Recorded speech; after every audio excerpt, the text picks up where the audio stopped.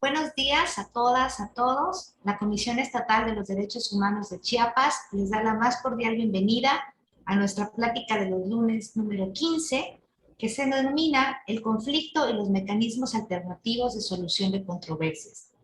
Actividad que se realiza durante el mes de abril, en las que vamos a estar abordando diferentes temas que tienen que ver con la forma de la mediación y la solución de conflictos de forma pacífica.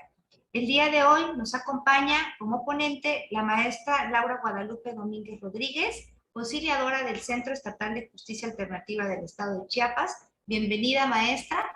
Y también nos acompaña el licenciado Juan José Cepeda Bermúdez, presidente de la Comisión Estatal de los Derechos Humanos, a quien le pido nos dé el mensaje de bienvenida. Adelante, por favor, presidente, le escuchamos. Muchas gracias. Muy buenos días. Tengan todas y todos. Es muy grato iniciar la semana con esta plática que se realiza en el marco del ciclo que hemos llamado Mecanismos Alternativos de Solución de Controversias. Y pues desde luego con este motivo recibir la grata presencia de la maestra Rodríguez Domínguez. Muchas gracias por su apoyo, maestra Laura Guadalupe. Apreciamos mucho su generosidad de estar con nosotros.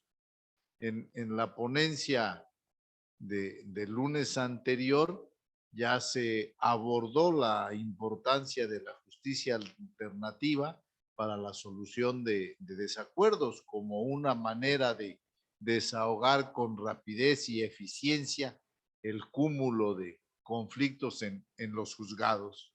Esta vez escucharemos en qué consisten precisamente estos mecanismos efectivos y expeditos que se han impuesto en las distintas jurisdicciones y pues en toda la gama de asuntos donde la justicia alternativa demuestra su utilidad social. Desde el enfoque de derechos humanos, una justicia pronta, expedita, legal, favorece el proceso de vinculación de la sociedad con sus instituciones. La perspectiva de derechos humanos para abordar el cambio social contribuye a que los conflictos se solucionen de manera pacífica, pero sobre todo a prevenir que se reproduzcan. En ese sentido, en la Comisión Estatal de Chiapas estamos convencidos de que el desarrollo humano y la convivencia pacífica se alcanzan con métodos que impulsen, que afirmen, que aceleren el proceso de aprendizaje y apropiación de los derechos humanos. Es muy grato poder constatar que las y los servidores públicos de la Comisión Estatal y de otras instituciones vinculadas con la justicia en el Estado estén presentes en esta plática. Es una evidencia más de su espíritu comprometido con la enseñanza, con el aprendizaje constante de estos derechos. Espero que sigamos llevando a cabo estos espacios y que nuestro trabajo contribuya a un nuevo estilo de vida en el que la acción colectiva promueva el respeto por los derechos humanos como una forma de vida armónica y en paz. Muchas gracias nuevamente a la maestra Domínguez Rodríguez y sean todas y todos bienvenidos. Un buen lunes, una buena semana. Muchas gracias. Gracias, presidente. Y a continuación me permitiré compartir con todas y todos ustedes parte de la trayectoria de nuestra invitada de esta mañana. Laura Guadalupe Domínguez Rodríguez es graduada de la Universidad del Valle de México de la carrera de Psicología. Ha realizado estudios de posgrado en psicoterapia, psicoanalítica de familia y pareja por el Instituto Chiapaneco de Psicoterapia Psicoanalítica. Cursó la licenciatura en Derecho en la misma casa de estudios. Ha participado en talleres de la Sociedad Mexicana de Psicología sobre entrenamiento intensivo de ansiedad generalizada, de psicoterapia basada en evidencias para el estrés postraumático y taller clásico de uso de la hipnosis clínica para el fortalecimiento de la autoestima en grupo. Fue capacitada por el Consejo de la Judicatura en el curso de actualización en mediación y procesos restaurativos, así como por la Secretaría Técnica del Consejo de Coordinación para la impartición del sistema de justicia penal con el curso para especialistas en métodos alternos en el sistema penal acusatorio de la plataforma educativa CETEC y por la Comisión Nacional de Tribunales Superiores de Justicia de los Estados Unidos Mexicanos, CONATRIP, para la formación como facilitadora especializada en justicia penal para adolescentes, entre otros cursos y talleres relacionados con los medios alternativos. Formó parte del curso de capacitación especializado para mediadores y conciliadores y desde la inauguración del Centro Estatal de Justicia Alternativa es conciliadora de dicha institución. Bienvenida, maestra. Le cedo el uso de la voz para que pueda usted iniciar. Muchísimas gracias y buen día a todos. Agradezco mucho la bienvenida y la presentación. Y pues vamos a dar inicio, ¿no? con la plática que tenemos programada para el día de hoy. Todos ustedes durante estos últimos 2 lunes hemos venido hablando sobre el tema de la mediación. Se ha estado desarrollando varios puntos importantes para comprender cómo se trabaja a través de esta justicia alternativa. Y como bien se mencionaba en un inicio, pues cómo es una herramienta para que todos como ciudadanos puedan tener acceso a la justicia de una manera pues muchísimo más sencilla, muchísimo más cercana como población. Voy a poner ahorita para compartir, permítame un momento, voy a compartir las diapositivas. ¿Se ven adecuadamente? Perfecto. Bien, continuando con lo que veníamos platicando ya respecto a lo que es la justicia alternativa, es muy importante tomar en cuenta que para poder entender la justicia alternativa existen ciertos puntos que se deben de abordar, ¿no? No solo en la legislación y en la parte jurídica de lo que representa la justicia alternativa, sino también desde un punto de vista teórico en cuanto a lo que es, en este caso, la teoría del conflicto, que es lo que vamos a tratar de abordar el día de hoy en la plática que vamos a tener. Permítame un momento, por favor, voy a silenciar mi teléfono. Listo. Bien, entonces, cuando hablamos principalmente de lo que es justicia alternativa, de estos medios alternos para poder llegar a soluciones de conflictos, tenemos que entender la materia principal que se está manejando, ¿no? ¿Cuál es? El conflicto entre las personas. Los conflictos se generan de las diferencias entre 2 o más personas en cuanto a sus creencias, sus costumbres, sus pensamientos, sus intereses y necesidades. Todo este cúmulo de ideas genera un paradigma y cada persona cuenta con un paradigma diferente de las situaciones. Este rasgo es inevitable de las relaciones humanas, es inherente totalmente a esta relación que se tiene que dar entre nosotros como sociedad. Existen diferentes formas de ver el conflicto, ¿no? Está el conflicto que es intrapersonal, interpersonal, intragrupal, intergrupal, pero en todas estamos hablando de que existe un diálogo en donde no hay una congruencia de cómo piensan las personas, ¿no? Es imposible que nosotros podamos tener a 2 personas, aunque hayan crecido en la misma casa, aunque hayan tenido la misma familia, aunque hayan tenido como un desarrollo de la vida similar, pensar igual. Los hermanos no piensan igual, las familias no piensan igual. De hecho, en las familias encontramos muchos conflictos por eso mismo, ¿no? Por no poder llegar a pensar de la misma manera. Permítanme, es que se está trabando tantito. Aquí está. Entonces tenemos que entender el conflicto que son diferencias acentuadas en virtud de que las personas son completamente distintas en su forma de pensar, sentir y conflictuarse, con lo que se generan desacuerdos al establecer preferencias, jerarquías y prioridades que pueden ser completamente negativas. El conflicto surge cuando se rompen las expectativas previstas en los sujetos. Esto pasa mucho. Esto lo debemos de entender que cuando yo les hablo de las relaciones humanas, Esto al final de cuentas va a desembocar, cuando ya cae en lo que es justicia alternativa, pues ya sea en un conflicto familiar, en un conflicto de carácter civil, en un conflicto mercantil, en todos estos tipos de conflictos, el origen es la interacción humana, ¿no? Y cómo se rompen estas expectativas previas que nosotros tenemos de esta relación, lo que nosotros esperamos del otro, lo que nosotros idealizamos en el otro. Pero esas son nuestras propias creencias, nuestros paradigmas que se depositan en el otro. Y cuando el otro no cumple estas expectativas, es cuando se genera un quiebre y empieza el conflicto, ¿no? Puede adoptarse un curso constructivo cuando se obtiene algún beneficio de la situación en crisis. ¿Por qué? Porque los conflictos son crisis, ¿no? Va a haber un cambio en la situación, en la dinámica que se esté dando en la relación humana entre las personas, y esto va a generar una crisis. Se adopta un curso destructivo cuando se convierte en un círculo vicioso, el cual perpetúa las hostilidades y fomenta el antagonismo entre las partes.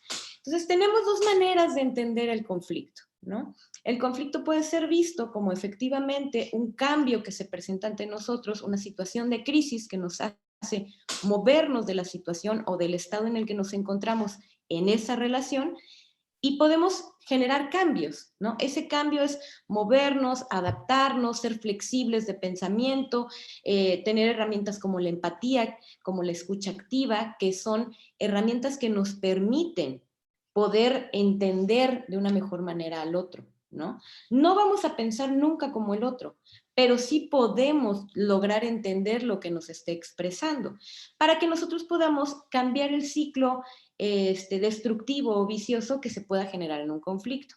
¿Cuál sería un círculo vicioso? Un ejemplo muy común, ¿no? En las relaciones de pareja, en un matrimonio, si llegase a existir algún tipo de conflicto, algún tipo de problema, pues se da la discusión y en lugar de hablar el tema o de tratar el punto de qué es lo que nos molesta, qué es lo que yo entiendo, qué es lo que yo percibo, pues nada más vamos a cenar a un restaurante, ¿no? Y nos reconciliamos y ya estamos bien otra vez.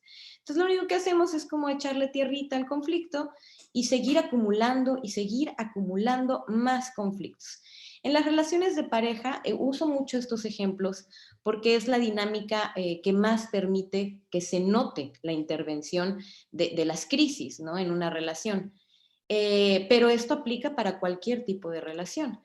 En una relación de pareja, si caemos en cuestiones como estas que estoy comentando, donde no existe realmente una retroalimentación del conflicto que se generó, sino únicamente es dejarlo pasar o ya no querer seguir discutiendo porque es cansado estar discutiendo si no llegamos a nada, pues lo único que pasa es de que de repente como pareja pueden estar comiendo y alguien tira una cuchara y esa cuchara genera un conflicto enorme. ¿Y cómo puede ser que tiraste la cuchara? Y uno puede decir, bueno, qué pleito tan tonto, ¿no? En sí no es la cuchara, es la representación de todas las crisis y de todos los conflictos que no se han resuelto. La cuchara simboliza como explotar, ¿no? Pasó la mosca y me enojé por la mosca. No te enojaste por la mosca, te enojaste porque hace 2 semanas tuvieron una discusión, porque ayer te dejaron plantada, porque no sé, en el transcurso del mes tuvieron 1000 conflictos que jamás resolvieron nada más, se dieron un beso y siguieron adelante, ¿no? Entonces, si nosotros no logramos romper este tipo de círculos viciosos, pues lo único que hacemos es reforzar y reforzar y reforzar el conflicto, acumular tensión hasta que se rompa en algo que ni siquiera, como la cuchara que les ponía el ejemplo, tenga una razón de ser. Por eso a veces los conflictos pierden sentido, por eso a veces la gente ni siquiera sabe realmente por qué está discutiendo, ¿no? Se pierde en la agresión o se pierde en esa discusión que no los lleva absolutamente a nada.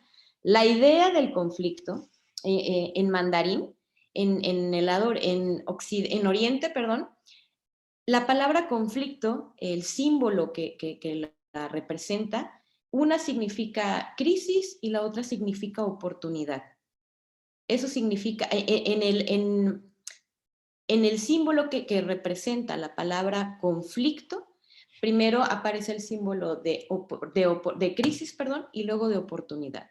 ¿Por qué? Porque se tiene que entender, tenemos que empezar a desvincular el tener un conflicto con algo negativo. Tenemos que aprender que cuando hay un conflicto es una oportunidad para mejorar las cosas. Que claro, como implica cambio, pues a la gente no le gusta, ¿no? A la mayoría le gusta estar en su estado, su zona de confort, en donde ya se siente cómodo, pero pues no avanzamos como personas, no crecemos como seres humanos y como sociedad principalmente. Porque tenemos que entender algo. Para poder darle la importancia a la teoría del conflicto, primero hay que darle esa importancia al otro.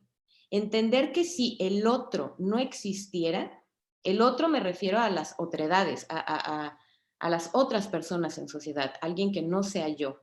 Ese otro merece todo mi respeto porque sin él yo no sé que yo soy yo, ¿no? La otra persona hace que yo sepa quién soy, delimita mi crecimiento y su presencia me alimenta, ¿no? Entonces tenemos que tener ese respeto al otro, a cualquier otra persona que piense diferente, como sea, porque pues nosotros también somos ese otro. Ahora, ¿qué es un paradigma, no? Parte de la teoría del conflicto es entender que los paradigmas son todas este cúmulo de creencias, de vivencias, de experiencias que nos han formado como seres humanos. Es la interpretación de la realidad acorde a cada individuo, entendido desde su modelo, punto de vista, enfoque, visión y perspectiva. El término se usa para describir el conjunto de experiencias, como les decía, creencias y valores que afectan la forma en que un individuo percibe la realidad y la forma en que responde a esa percepción. El significado de paradigma es la forma por la cual es entendido el mundo, el hombre y, por supuesto, las realidades cercanas al conocimiento. Entonces, como les mencionaba en un inicio, ¿qué es lo que pasa cuando se da un conflicto? Pues es que cada persona piensa diferente y habla diferente. Lo pongamos en un ejemplo muy simple. Para mí no va a tener el mismo significado la palabra mamá que para todos ustedes. Porque yo tuve una mamá y ustedes tuvieron otra mamá. La palabra mamá la entendemos, ¿no? Es la persona que te da la vida o la persona que te cría, la figura que te cuida, pero cada uno de ustedes tuvo una mamá diferente. Por aquí pudo haber una mamá que haya sido muy mala, o que haya habido golpes, que haya habido violencia, o puede ser una mamá muy cariñosa o muy absorbente. Entonces, la connotación de la palabra, solo la palabra mamá, ya cambia para todos nosotros. Para que ustedes comprendan lo complicado que es comunicarnos. Porque yo puedo estar diciendo estas palabras y para ustedes va a tener connotaciones diferentes. La comunicación en el ser humano es muy complicada. Por eso también se da esta parte de los conflictos, ¿no? ¿Por qué? Porque cada palabra para nosotros tiene un significado diferente. Entonces, la importancia de entender esto es principalmente tener esta idea de respeto al pensamiento del otro. El otro va a pensar diferente a ti. Tú no puedes hacer que piense igual a ti. Tú no puedes obligar a que una persona sienta lo que tú sientes en un conflicto. ¿Sí me explico? No puedes modificar su entorno en cuanto al conflicto. Por más que yo a una persona, si estoy en un conflicto con ella, me pongo a llorar y le expreso todo el dolor que me está provocando, no va a cambiar lo que esa persona siente sobre el conflicto. Aquí es importante entender entonces que desde la teoría del conflicto se habla de que en las relaciones que son un sistema, porque todas las relaciones que nosotros manejamos son un sistema, como un engranaje, ¿no? Cada movimiento que yo haga va a afectar al otro y eso va a afectar al otro y así se va como cadenita, ¿no? Tenemos que entender que cada persona piensa diferente. La mediación nos permite, a través de estas teorías, tener esa empatía con el otro, ¿no? El poder distinguir y poder respetar las diferencias de pensamiento de cada persona y esforzarnos un poco más en mejorar nuestra comunicación. porque la comunicación no solo es verbal, es no verbal, todo comunica en nosotros, absolutamente todo. Y en un conflicto comunica el doble, porque la gente está más pendiente, ¿no? De qué cara hago cuando le contesto, qué posturas, qué posición me pongo cuando estoy contestando cierta pregunta. Todo esto a la gente, sin que tenga una preparación previa, sin que tenga una especialización en absolutamente nada que tenga que ver con comunicación o con relaciones humanas a través de algo académico, es algo que ya tenemos, ¿no? Desde que nacemos, la manera de empezar a aprender es a través de la imitación, y la imitación es a través de la observación. Entonces, nosotros estamos dotados de un desarrollo de poder ver, de hecho contamos con neuronas que se llaman neuronas espejo. ¿Han visto esto de que cuando alguien bosteza y luego todo el mundo empieza a bostezar? Bueno, es algo muy primitivo que nosotros tenemos de adaptación y se llaman neuronas espejo, que lo que hacen es como reflejar lo que el otro esté haciendo para entrar en sintonía. Es algo que humanamente se desarrolló en nosotros para poder cohabitar, para poder formar grupos sociales, para poder vivir en sociedad. Sin embargo, es una herramienta que también nos puede servir muchísimo si estamos conscientes de ella. Si yo estoy en una sesión y estoy escuchando que alguien está platicándome algo, ¿no? Y la persona cierra los brazos porque pues está cerrada, ¿no? Está molesta en el conflicto, está platicando, entonces cierra su atención. Yo hago lo mismo dentro de la sesión, acomodo los brazos igual que la persona, pero poco a poco los voy destensando, voy acomodando mis brazos de otra forma y la persona quita los brazos, se empieza a destensar, porque es algo que no es magia, ¿no? Es algo que como en conducta humana nosotros tenemos muy arraigado, solo que son mecanismos que a veces no estamos conscientes que podemos utilizar, ¿no? No se trata de manipular, se trata de tratar de que en un conflicto, primero, antes de analizar lo que la gente dice, hay que analizar cómo se siente.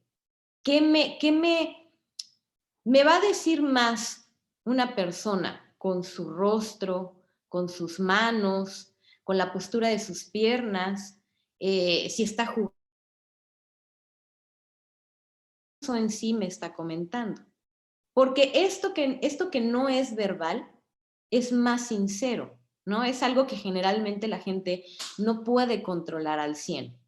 Entonces, una de las herramientas que más se utilizan en mediación es la escucha activa. Y la escucha activa no radica únicamente en escuchar, ¿no? En prestar atención a ese discurso, sino en prestar atención en absolutamente todo lo que me está comunicando la persona, para que realmente yo pueda alcanzar a entender un poco la perspectiva del conflicto que él tiene, ¿no?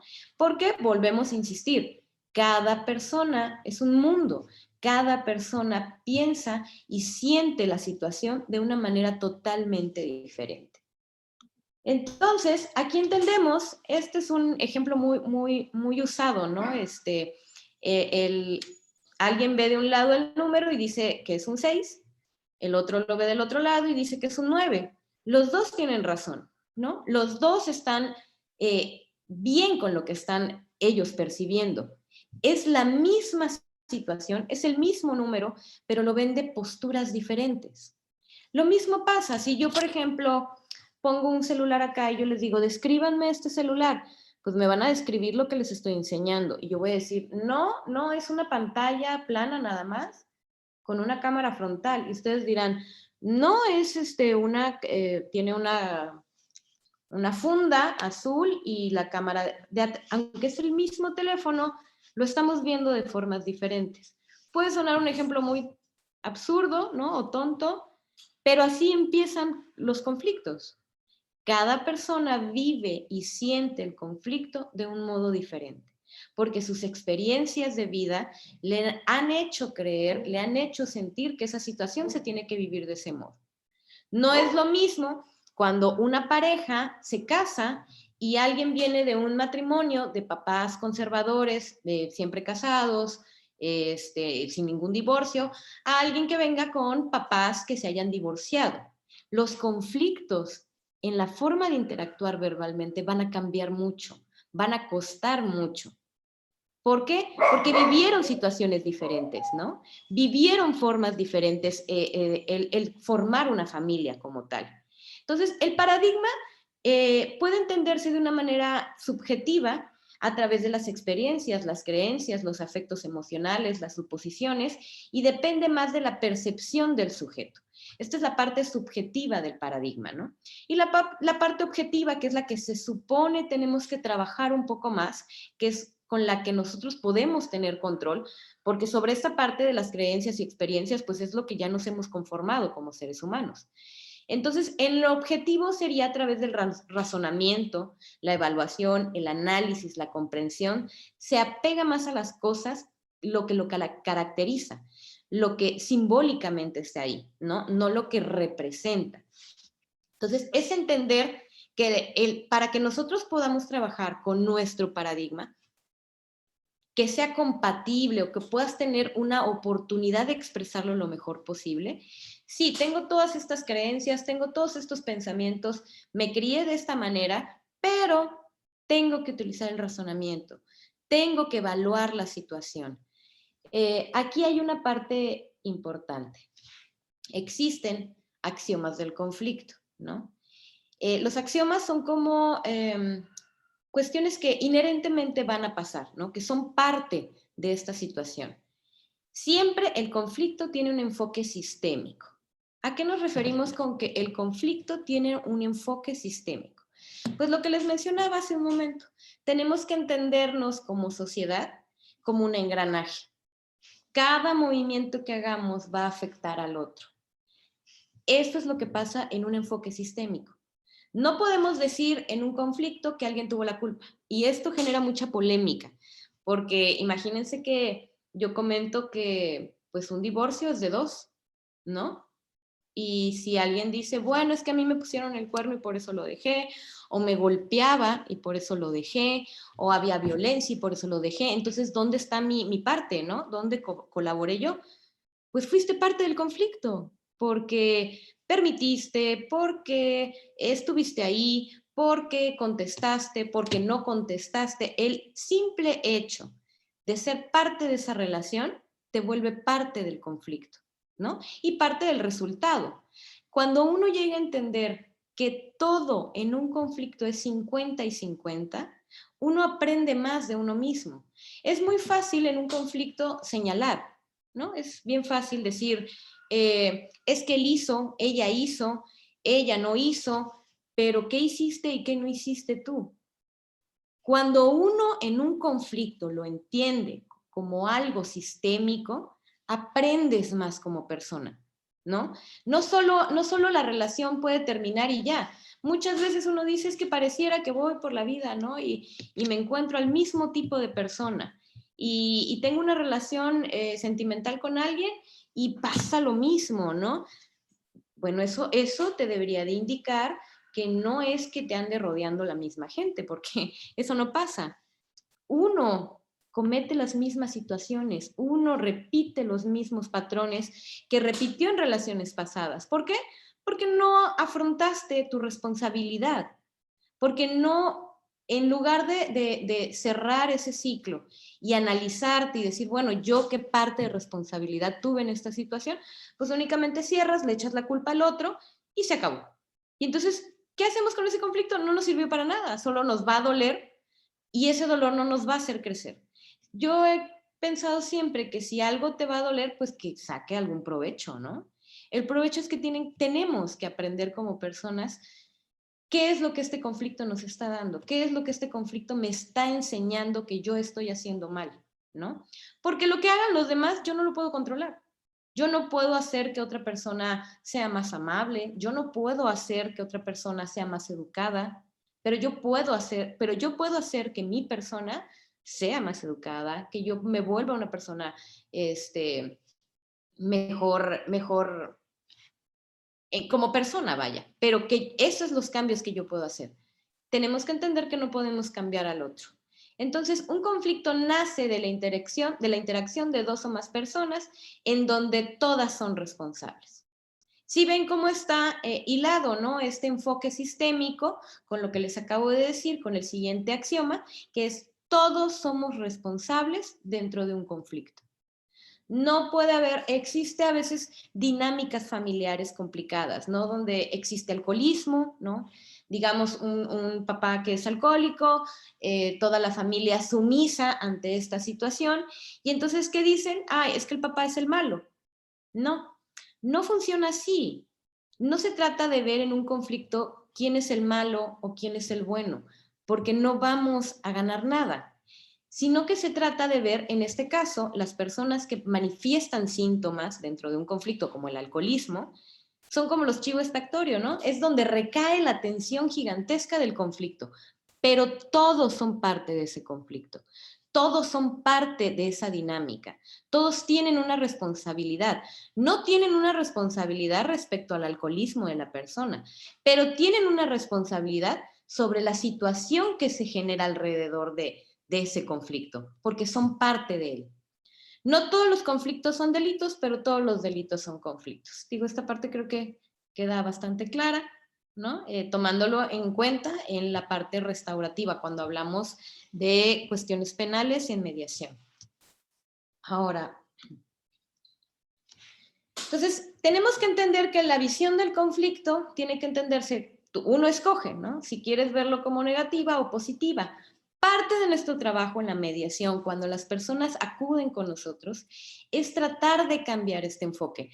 Nosotros no nos centramos únicamente en la resolución tal cual del conflicto que llegan en ese momento.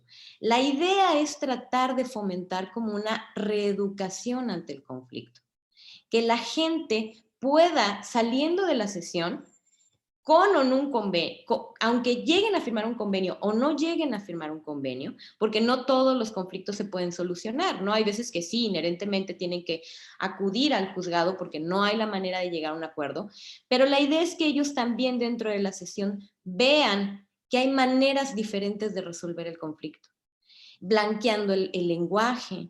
Si uno en el conflicto se empieza a insultar, se empieza a ofender, se pierde el punto. O sea, ya no me importa por qué estás peleando conmigo, ahora lo que me importa es que me estás ofendiendo. Y entonces cada vez nos alejamos más de llegar a un acuerdo, ¿no? Entonces, si lo vemos de forma negativa, entendemos el conflicto como un problema, como un pleito, es rígido, la resistencia totalmente al cambio, ¿no? Que desgraciadamente, entre más grandes nos vamos haciendo, si no practicamos la constancia al cambio, más difícil se nos hace ser flexibles ante situaciones nuevas. Si lo vemos desde una perspectiva positiva, hablamos de procesos que se atraviesan para lograr una nueva condición, permite hacer las cosas diferentes en el futuro porque vamos a tener experiencias nuevas a través de esta flexibilidad hacia el cambio, estructuras de cambios, procesos personales de aprendizaje, cambios cognitivos perceptuales o de alteraciones psíquicas y pues la experiencia, ¿no? Si nosotros siempre contestamos de la misma manera ante el conflicto, pues no podemos esperar una respuesta diferente, ¿no?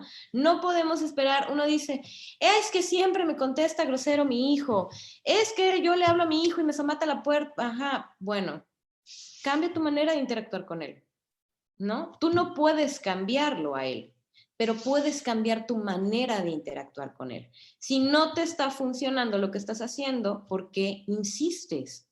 Y la gente es así, insistimos con lo que no nos funciona. Pero como es lo que ya sabemos, pues es más cómodo, ¿no? Y ahí nos quedamos en lo que ya sabemos y respondemos de la manera que ya sabemos, aunque no nos funcione. ¿Y qué hacemos mejor? Mejor le echamos la culpa al del conflicto y decir es que él es el que no entiende, ¿no? Y no arreglamos absolutamente nada. Vamos a pasar por una cuestión donde vamos a sufrir por ese conflicto sin aprender absolutamente nada. Bien, como les decía al inicio, existen tipos de resolución de conflictos, que ahí es donde entramos nosotros como institución, ¿no? Como esta parte de justicia restaurativa. Hablamos de los procesos autocompositivos, que son aquellas soluciones que se realizan por las propias personas implicadas logrando esto, alcanzando un acuerdo. ¿Qué es lo que nosotros intentamos hacer, ¿no? Que la gente a través de sus propias herramientas y nosotros apoyándolos a obtener nuevas herramientas, puedan llegar a la solución de un conflicto sin que un tercero sea el que vaya a inferir en cuál va a ser la resolución. ¿Por qué es importante trabajar con esta parte? Porque como sociedad tenemos que también enseñarle a las personas a hacerse responsables de los resultados que ellos obtienen de esa resolución de conflictos. ¿Cuántas veces hemos escuchado que alguien va a un juicio, ¿no? Y no sale favorable la sentencia. ¿Qué es lo primero que dicen? No, se vendieron, de seguro pagaron, y le empiezan a buscar 1000 cosas porque no quedaron satisfechos. Entonces van contra el Estado, ¿no? Porque el Estado los vulneró y se sienten agraviados. Pero ¿qué pasa si la resolución nace de ellos? ¿Qué pasa si el Estado te provee el espacio, te provee las herramientas para poder dialogar? Te voy a proveer de todo esto para que tú llegues a tu solución. No solo se trata de quitarle trabajo al juzgado, no solo se trata de que es más rápido, no, se trata, volvemos a lo mismo, de una reeducación social, en donde la gente tiene que aprender a que sus conflictos, de hecho, ni siquiera tendrían que llegar con nosotros. Hay conflictos vecinales que si la gente pudiera tener la cultura de la comunicación adecuada, efectiva, se resolverían, ¿no? Sin necesidad de tener que tocar ningún tipo de instancia. Entonces, la idea es que cuando tú obtienes un resultado a través de la mediación, la conciliación, te tienes que hacer responsable. No puedes venir y decir, no, es que el especialista me obligó, porque no podemos. Es un procedimiento totalmente voluntario en donde las partes son dueñas de la sesión y de los resultados. Yo como especialista tengo la responsabilidad de cuidar el procedimiento, pero el resultado es responsabilidad de las partes.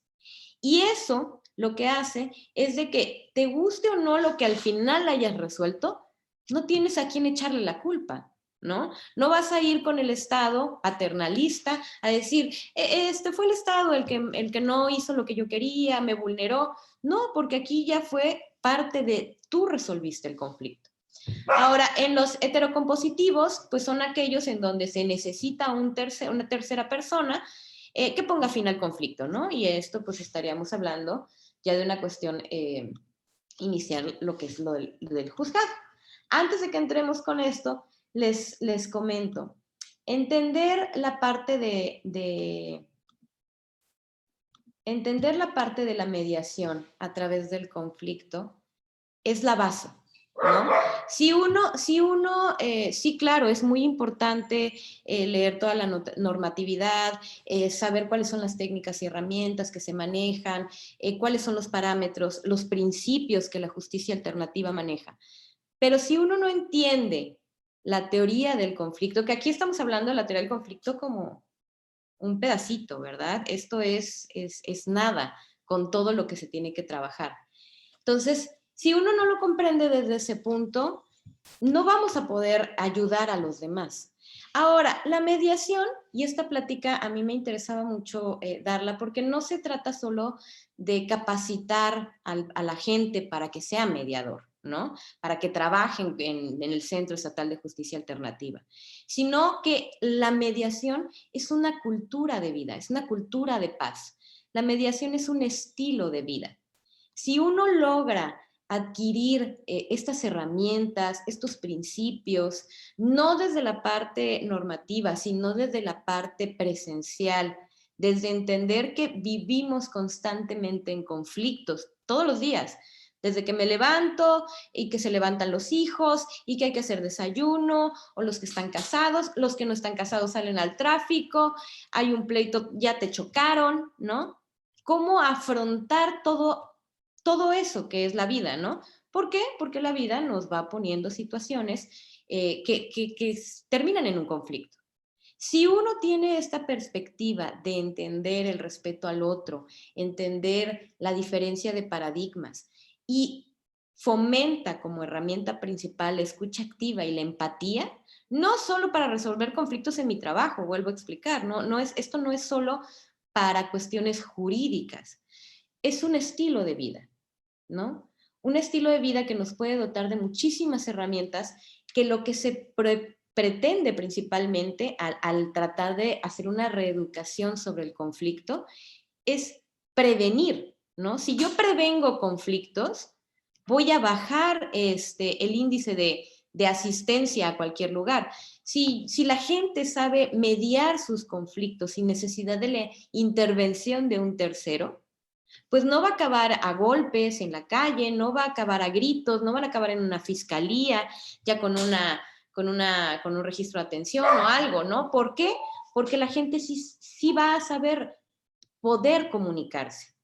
Digo, esto es algo muy complicado, porque se necesita tener el verdadero interés sobre no estarte metiendo en problemas, ¿no? Y hay veces que la gente pues pareciera que le gusta estar en asuntos conflictivos.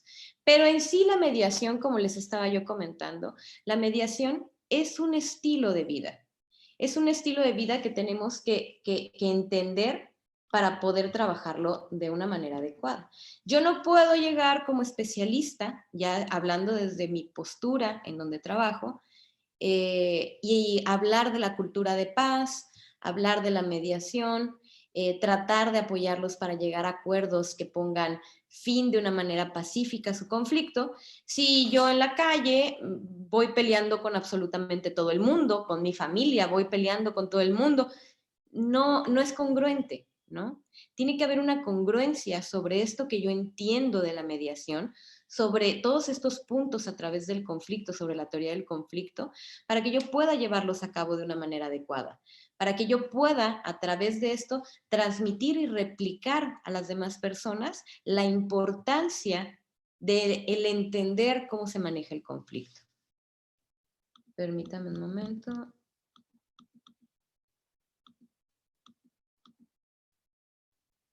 Ahora, aquí en los procesos que nosotros llevamos sobre la mediación, utilizamos esta pirámide, que es parte de la teoría del conflicto, ¿no?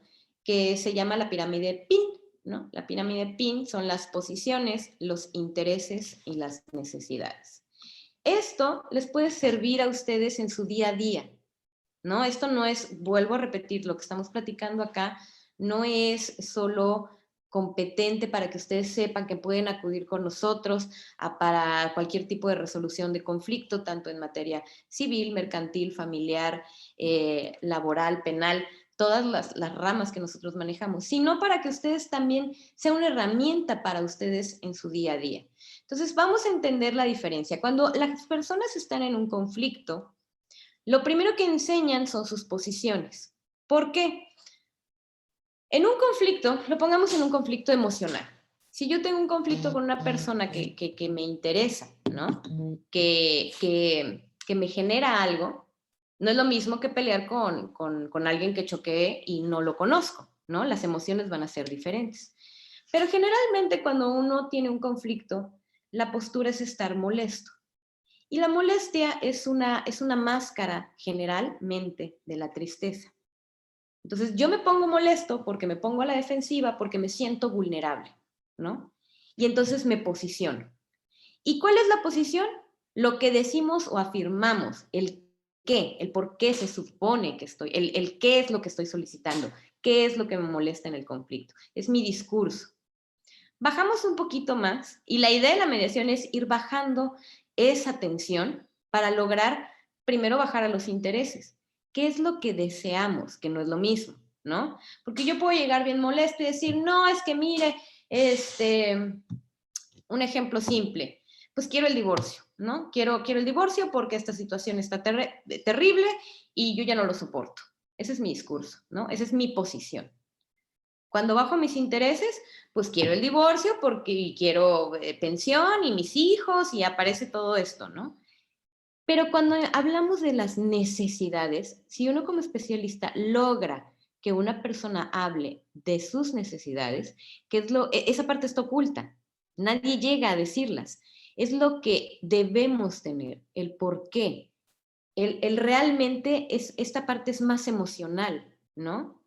En lugar de decir lo que necesito es lo que pretendo, los intereses que tengo es ¿por qué necesito esto? Y entonces, ¿por qué necesito un divorcio?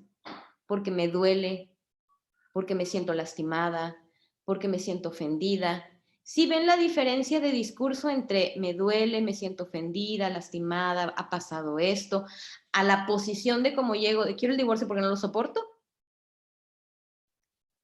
Esa es una gran diferencia. Cuando ustedes tengan un conflicto, hagan ese ejercicio para ustedes. Lleguen y dense cuenta cuál es su posición real, ¿no? ¿Cuál es la posición con la que ustedes llegan? Y generalmente es una posición, pues, a la defensiva, ¿no? Porque estamos en un conflicto y entonces el conflicto lo asociamos con que debe de haber un ganador y un perdedor. Tenemos que quitarnos esa idea. Un conflicto no es para que alguien pierda o alguien gane. Un conflicto es para solucionarlo en la medida de lo posible, que ninguno salga afectado, ¿no? En la medida de lo posible. Pero tenemos que entender esta parte, que cuando una persona llega molesta, no nos debemos de enganchar con esa parte. Yo no debo de ponerme a discutir y a intentar solucionar un conflicto a través de su posición de molestia, porque no voy a llegar a nada.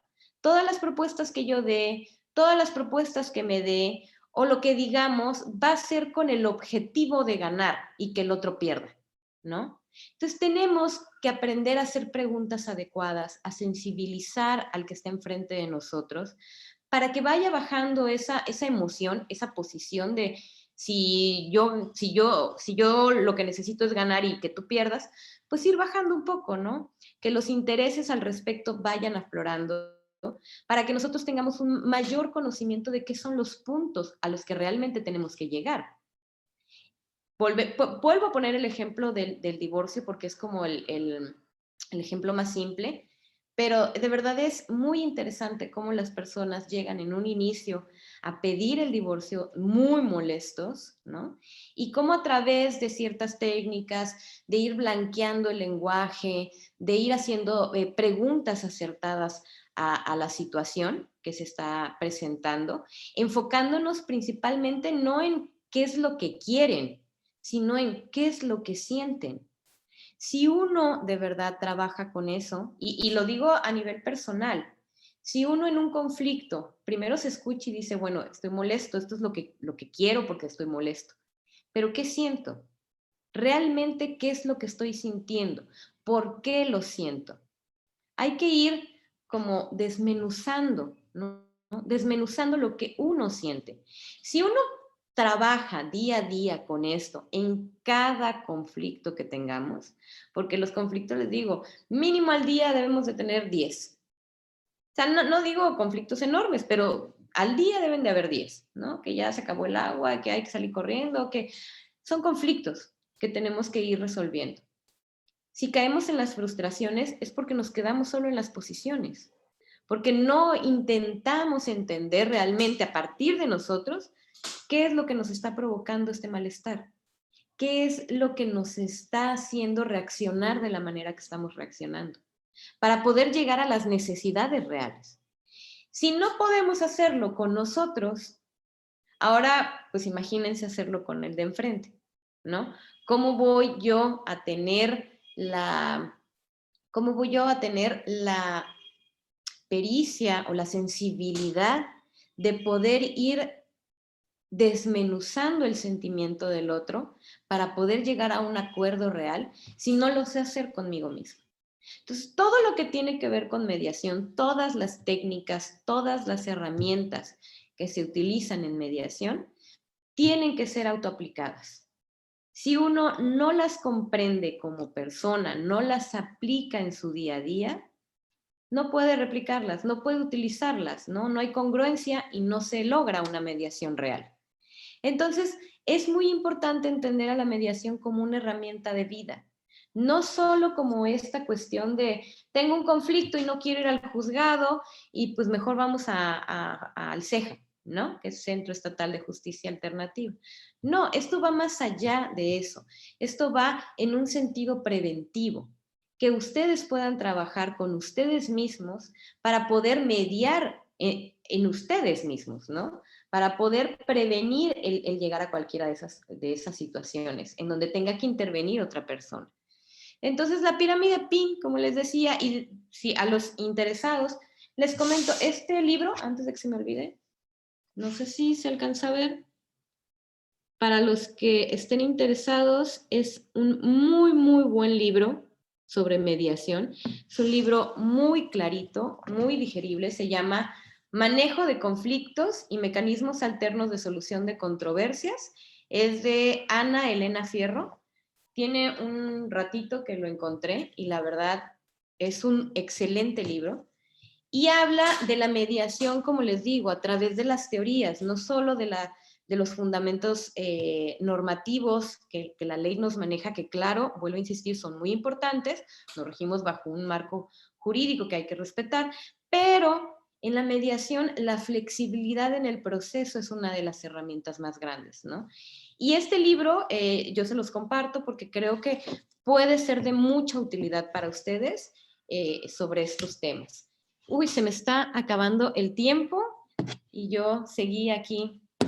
Pero bien, entonces, únicamente para cerrar este tema de lo que es teoría del conflicto, les vuelvo a mencionar, esta pirámide, introyéctenla en ustedes, ¿no? En sus conversaciones diarias, en sus conflictos diarios. Primero es, ¿cómo reaccioné de entrada? Tengo que identificar cómo reaccioné de entrada porque esa es mi posición. De mi posición, bueno, entender realmente qué es lo que me interesa de este conflicto. Y de los intereses que tengo, ¿cuál es la necesidad que nace de esto? Y la necesidad principalmente tiene una connotación emocional, ¿no? Entonces tenemos que ir desmenuzándonos a nosotros mismos para poder entenderlo y a través de esta parte de intereses y necesidades encontrar un espacio común de entendimiento con el otro, ¿no? No sé si antes de que concluyamos haya pues alguna pregunta respecto a este tema de teoría del conflicto. Gracias, maestra Laura. A continuación, le cedo el uso de la voz al presidente, al licenciado Juan José Cepeda Bermúdez, y posteriormente te comparto las inquietudes que puedan haber en el chat de la sesión. Adelante, por favor, licenciado Juan José. Gracias, maestra Elena, y sobre todo muchas gracias a la maestra Domínguez Rodríguez por esta plática tan valiosa.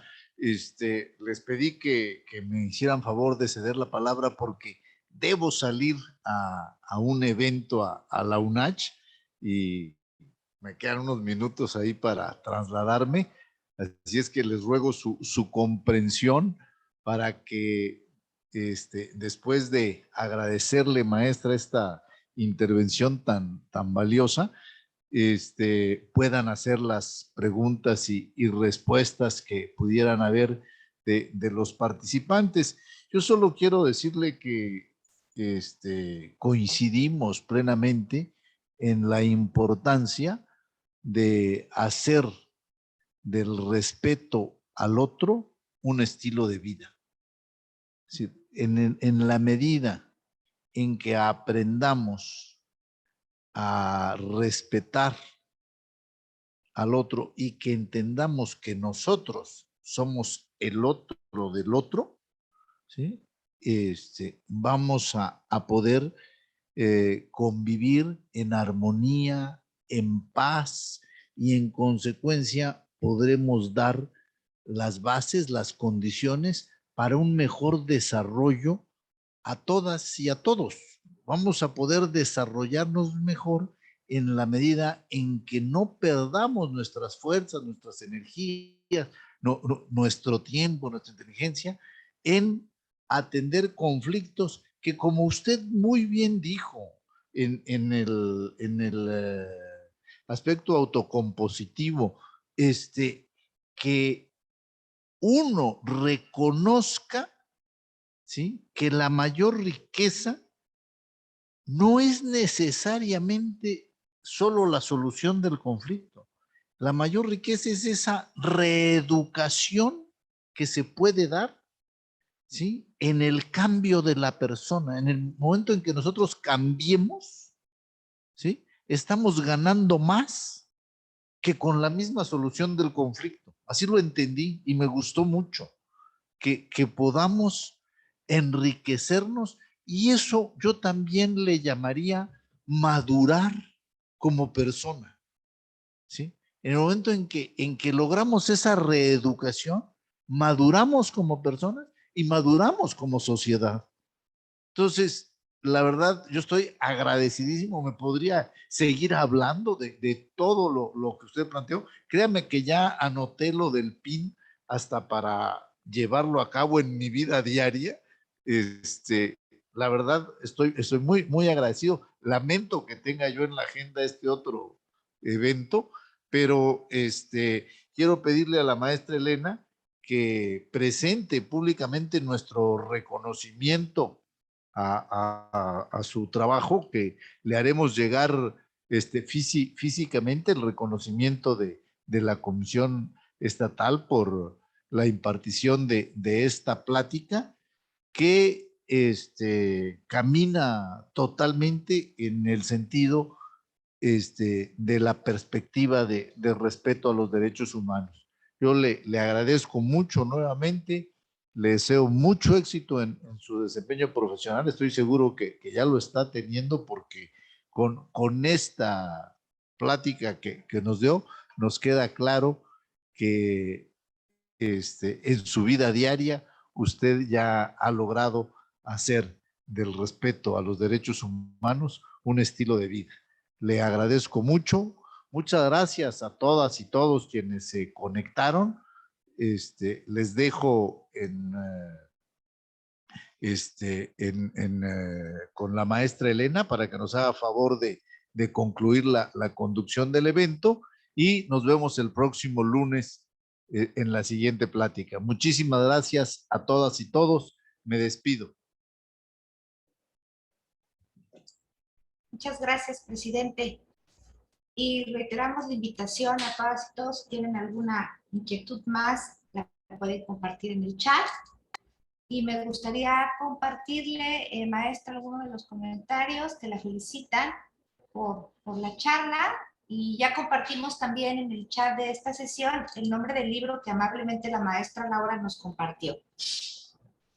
Y hay una duda, maestra, dice, ¿la herramienta de la pirámide PIN se puede aplicar como una herramienta de solución de conflictos entre la autoridad y la ciudadanía? Sí, más que dentro de la teoría, más que se utilice como herramienta, porque en la mediación existen técnicas y herramientas que ya están como especificadas, la pirámide PIM es parte de la teoría del conflicto, ¿no? Es una explicación que parte de la teoría del conflicto, y claro que la utilizamos, ¿no? Esto, cuando yo les dije que los conflictos se dan de varias maneras, intrapersonales, interpersonales, intragrupales, intergrupales, la manera de solucionarlos es la misma. En todos los niveles es la misma. Obviamente va cambiando, ¿no? En la interacción que se da entre grupos o en individuos, pero claro que se puede manejar de la misma manera, ¿no?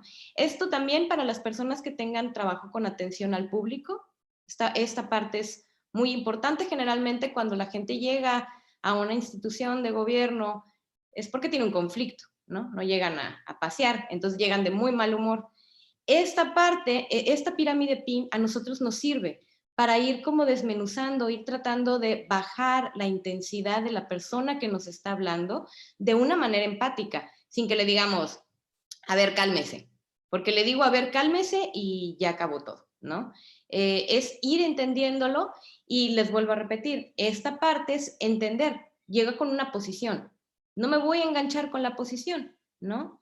Tengo que ir desmenuzando para poder trabajar realmente cuáles son sus necesidades y poder atender sus intereses. No sé si contesto con eso la pregunta. Gracias, maestra. Sí. Estoy revisando el chat y también les externan otra felicitación por la plática. Y con esto daríamos por concluida esta actividad del día de hoy, y reiterarles a todas y todos la invitación para que nos acompañen el próximo lunes 25 de abril a la continuidad, por así decirlo, de esta charla que la maestra Laura Domínguez nos impartió el día de hoy, para que podamos concluir en el mes de abril pues estos temas que hemos referido con anterioridad. Les agradecemos a todas y todos su participación y que tengan una excelente semana. Muchísimas gracias, maestra Laura. Muchísimas gracias, maestro Licheo, también por estar con todas y todos nosotros y que tengan un excelente día. Hasta luego, muchas gracias.